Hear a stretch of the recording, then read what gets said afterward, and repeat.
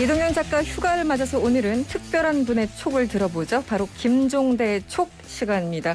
연세대 통일연구원 개관 교수 김종대 전 의원 나오셨습니다. 어서 오세요. 안녕하세요. 네, 오랜만에 뵙습니다. 그렇네요. 네, 요즘 어떻게 지내십니까? 글쎄 저는 여름까지 그 라디오 저녁 방송을 네. 지금 이동영 그 작가하고 비슷한 위치에 있다가 예, 이제 내려놓고, 네, 내려놓고. 예, 학교 와서 연구 활동 또 당회 활동 네. 예, 다 양쪽에 걸쳐서 있기 때문에 굉장히 바쁩니다. 이동영 작가 휴가 기간에 어쩌다 보니까 이거 YTN의 그 라디오 PD의 의도 같은데 동시간대 했던 전직 진행자들 박지훈 변호사, 예. 저 이승원 예. 그리고 김종대 전 의원까지 이렇게 한 자리에 막 모아놓고 있어요. 근데 불순하지 왜 않습니까? 그러죠? 예, 참 너무 좀 기구하기도 하고, 네, 기구하다. 예, 좀 심술 맞기도 하고, 네. 예, 좀 그렇습니다. 네, 오늘 하루 어떻게 좀 잘 해보죠, 네, 네. 의원님. 네, 반갑습니다. 먼저 이 얘기를 한번 해보죠. 어쨌든 국방 전문가이시니까 무엇보다 네. 군사 외교 현안에 대해서 먼저 좀 질문을 드리고 싶은데 최근에 뭐 문 대통령도 호주 방문했지만 우리 국내 기술로 만들어진 K9 자주포죠. 예.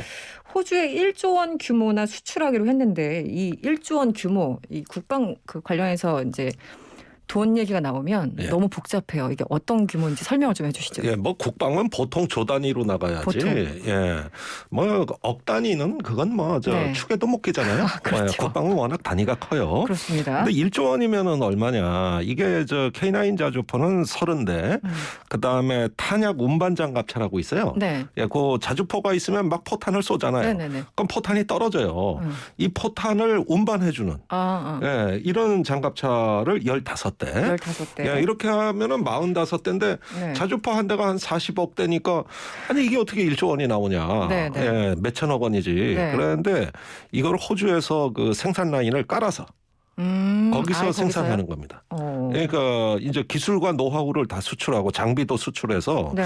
호주가 자주포 생산 국가가 되는 것이거든요. 그러네요. 네. 예, 이렇게 하니까 생산 라인도 있고 해서 총 1조 원 규모의 사업이다. 그럼 이제 한국은 그 원천 기술을 보유한 국가가 되는 거니까 네네.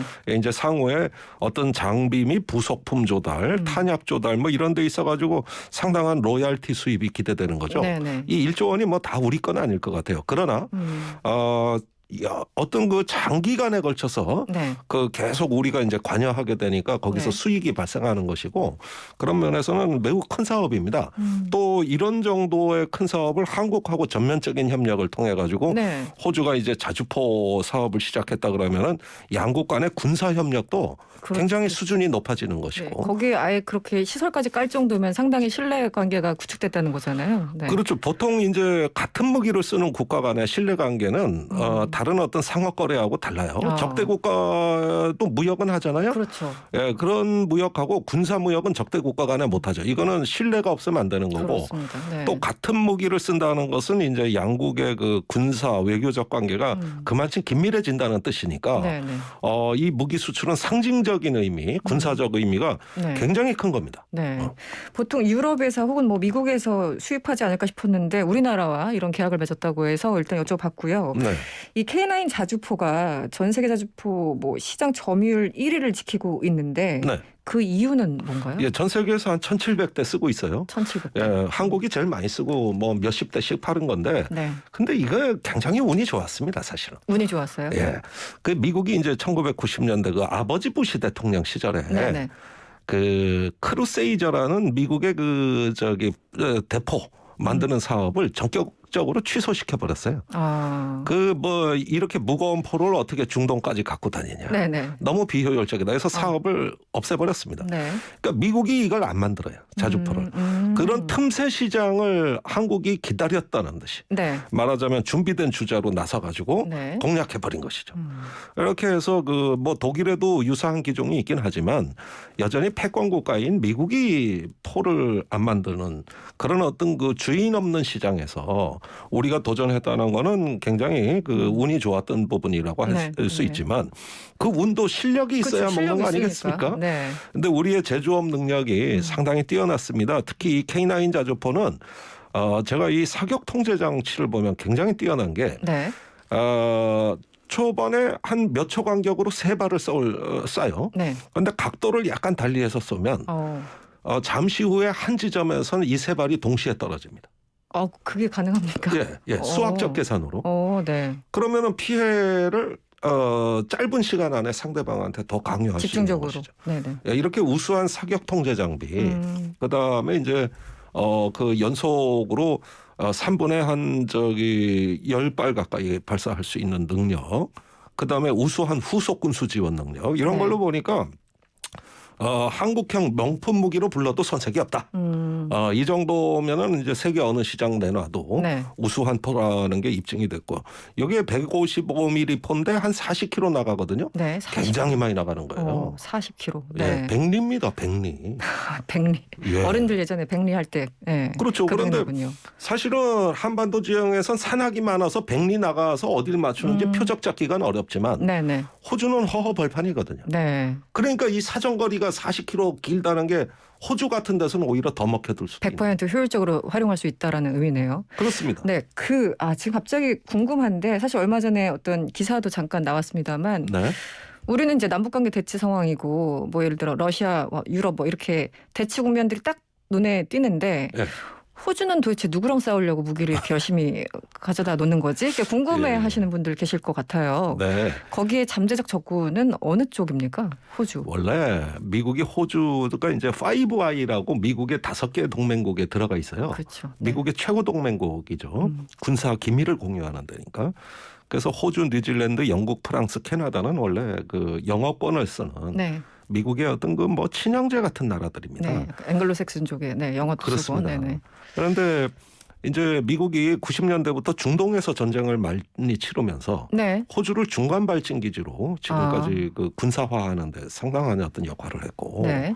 최근에 이제 중동이나 아프간에서 미군이 군사력을 빼고 있지 않습니까? 네, 그렇죠. 그 에너지를 중국에 집중하고 있는데 이때 호주가 또 반중 그 벨트에 들어가서 상당한 어떤 큰 역할을 하고 있는 거거든요. 네, 네. 그러니까 앞으로 중국군이 상륙 작전 능력을 지금 계속 향상시키고 바다로부터 접근해 들어오는 네, 네. 이런 어떤 중국의 군사적 팽창이 있다고 보고 미리 대비를 하는 거예요.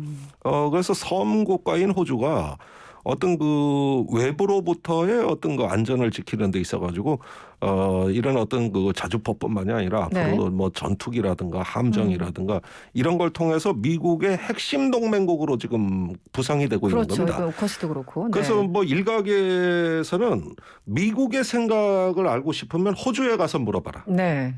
그 정도로 거의 미국의 동기화돼 있습니까? 예, 연결이 강하기 때문에 네. 예, 제가 그 호주에 가서 대사들 얘기 들어보니까 한국보다 호주에 있어야 미국이 보입니다. 그 정도로 가깝습니다. 이런 얘기를 합니다. 네. 최근에 그 문 대통령의 이제 그 호주 총리와 만났잖아요. 호주 총리 워딩을 저는 이제 주어 빼고 딱 보면은 바이든 대통령이 하는 얘기인 줄 알았어요. 네. 그 약간 같은 느낌 워딩이 받았군요. 거의. 네. 그래서 한번 또 여쭤보면 사실은 이제 호주 국빈 방문 호주 쪽에서 굉장히 요청을 세게 한 것 같습니다. 그래서 네. 이제 문재인 대통령이 국빈 방문을 했는데 사실은 이제 각자의 목적이 조금 다른 거잖아요. 뭐 네. 외교라는 게 원래 그렇지만. 근데 종전선언 추진에 대해서 또 대통령이 굉장히 여기서도 호주 가서도 강조를 좀 했어요. 예. 그런데 지금 미국은 뭐 베이징 올림픽 외교적으로 보이콧하겠다. 다른 나라들도 잇따라 지금 그렇습니다. 발표를 하고 있고 이 상황은 어떻게 보십니까? 그러니까 이제 호주가 그 문재인 대통령을 초청할 때는 반중 전선을 같이 공고히 하는 어떤 동맹의 그 공동체 네네. 예, 이런 쪽에 희망 사항을 많이 뒀던 것 같고, 우리 경우에는 호주와 관계는 돈독해야 돼 중국이라는 요인보다는 한반도 평화. 네. 예, 말씀하신 그 종전선언 네. 이런 면에 방점을 더 찍었던 것 같아요. 네. 그 외에도 뭐 여러 경제 현안도 있고 다른 부분도 많습니다만 그건 생략하고 결국은 그 종전선언에 대한 어떤 지지 이런 것도 또 부탁을 했던 것이죠. 네. 그런데 뭐 아시다시피 좀 어렵습니다. 지금 종전선언이 사실은 솔직히 어렵습니다. 얘기하면, 네. 문 대통령 임기 중엔 어렵다고 봐야 돼요. 그래서 네. 이 교착 상태에 빠진 어떤 그 차갑게 식어버린 동북아 정세에서 말하자면은 종전선언 그 자체가 목표가 아니라 한반도 평화 프로세스를 진척하는 주변국의 관심을 유도하는 이런 관리적 의제로서 최근에 종전선언 문제가 네. 다뤄지는 것 같다. 거기서 이제 각국의 의도, 의사, 반응 이런 것들을 이제 그 수집해 가면서 앞으로 또 다시 다가올 한반도의 봄, 네. 새로운 어떤 봄을 준비하는 거 아닌가 이런 생각이 듭니다.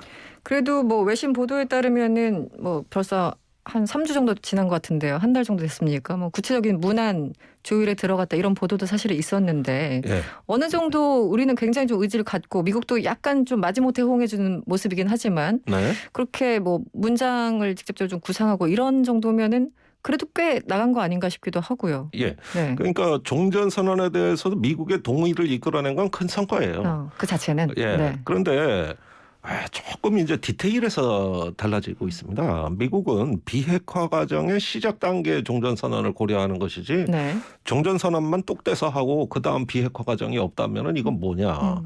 이래가지고 이제 비핵화 프로세스가 가동된다는 전제하에서 네. 종전 선언을 보고 있는 것이고 네. 북한의 경우에는 미국이 이중 기준을 철폐하고 적대시 정책을 포기해야 그러면 종전 선언을 할 수 있는 거다. 이렇게 조건들이 붙어 있는 거예요. 네네. 반면에 무조건 일단 종전 선언을 입구로 삼아서 문을 열고 보자. 네. 이게 한국 정부 입장입니다. 그러니까 언뜻 보면은 취지는 다 똑같아요. 그러고 저 다 동의하는데 네네. 그 시기와 조건이 달라요. 그러면은 남녀가 만나서 어떤 영화 구경 가서 막 영화 얘기를 해요. 네. 그 남녀가 만나는 게 영화가 목적이겠습니까? 그 영화 얘기를 함으로써 친해지고 그렇죠. 같이 영화관에 가면서 다른 관계 증진이 목적인 거 아니겠어요? 네. 종전선언 자체가 목적이 될 수 없는 거예요. 그러나 종전선언은 서먹서먹해진 국가들 사이에서 이걸 논의함으로써 이런 입장들이 모아지는 거고 테이블 위로 올라오는. 테이블에 앉게 되는. 네네. 그러니까 이것을 관리적 의제라고 저는 표현하는 건데 그래서 연인 사이에 영화 구경 같은 의미다. 네. 이런 어떤 표현이 네. 적절한지 모르겠습니다만 이해가 확 됐습니다. 네, 네.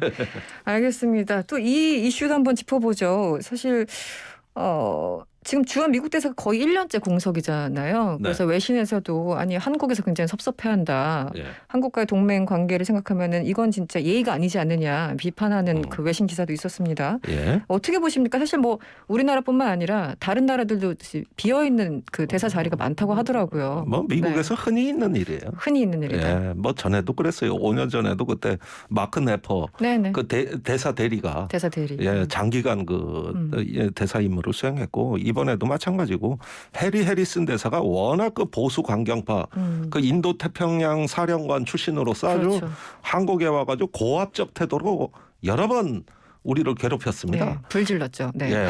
마음에 불을 질렀죠. 네. 그렇죠. 청와대 가가지고 화해하고 거래 끊어라. 네네. 뭐 이런 식의 얘기를 해버리니 차라리 없는 게 낫죠.